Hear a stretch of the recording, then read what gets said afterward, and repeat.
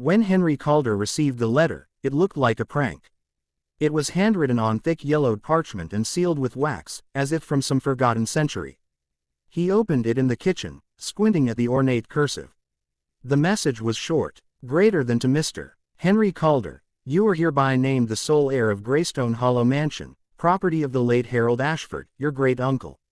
Henry frowned. He had no idea who Harold Ashford was. Well, that's just great, said Linda, his wife, without looking up from her phone. Another dead guy in your strange family tree. What do we inherit next? A haunted outhouse. His teenage son Max and daughter Ruby burst out laughing. Yeah, maybe it comes with free ghosts. Max joked. They had little faith in anything good ever happening.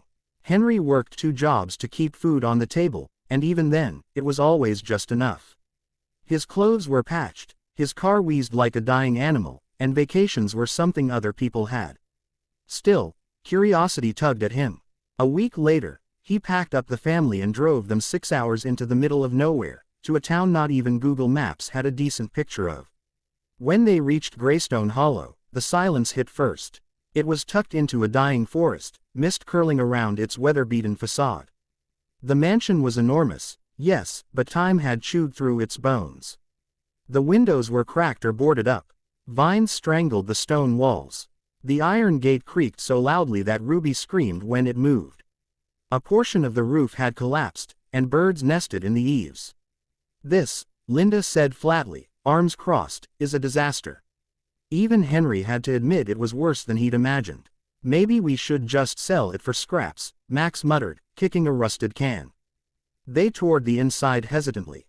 The air smelled like old books and damp regret.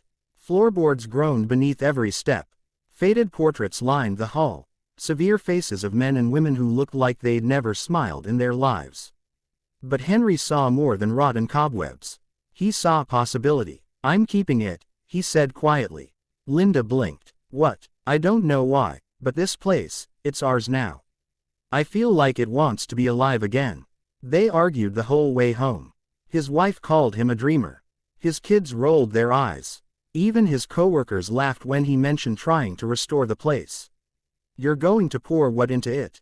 Imagination and hope, one sneered. But Henry didn't care. Every weekend, he drove back to the mansion with a toolkit, gloves, and a thermos of coffee. He began with the front steps.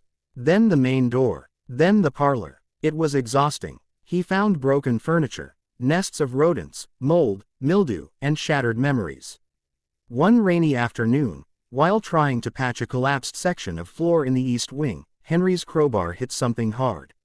Not wood, not stone, metal. He blinked, then pried harder, revealing an iron hatch, rusted over and sealed tight. It took him hours to break it open. Beneath was a ladder descending into darkness. Heart thudding, he climbed down. His flashlight beam caught dust dancing like spirits in the air. He reached a cold stone room. And there, lining the walls, were dozens of crates. Heavy, locked, untouched. Inside the first one were bricks. But not just any bricks. Gold. Real gold bars, stacked like books in a forgotten library. Henry stood frozen. His hand shook. He opened another crate. And another. Diamonds. Jewels. Antique coins. Old paintings rolled in linen. Deeds. Shares in long-dead companies that had been acquired by modern giants. He drove back in silence that night, the mansion behind him glowing dimly in the rain. The following week, he called a lawyer. Then an appraiser. The estimated value of the hoard, $203 million. The mansion had belonged to Harold Ashford, a reclusive genius investor who'd amassed a fortune during wartime economies and buried it after a string of betrayals left him paranoid and alone. He'd trusted no banks, no one, except, apparently, Henry. The discovery went viral. News crews camped outside. Experts called it one of the greatest private finds of the century. But more than anything, it changed the way everyone looked at Henry. Linda cried the moment she saw the vault herself. I'm sorry I laughed at you. Max looked up at him with new eyes. Dad, you fixed it all. Ruby hugged him, saying she wanted to help design the new rooms. They restored the mansion in less than a year. Not just rebuilt it, but revived it. Grand chandeliers sparkled again. The garden bloomed. The portraits were cleaned and rehung. The air, once cold and bitter, now carried warmth and life. They moved in that winter.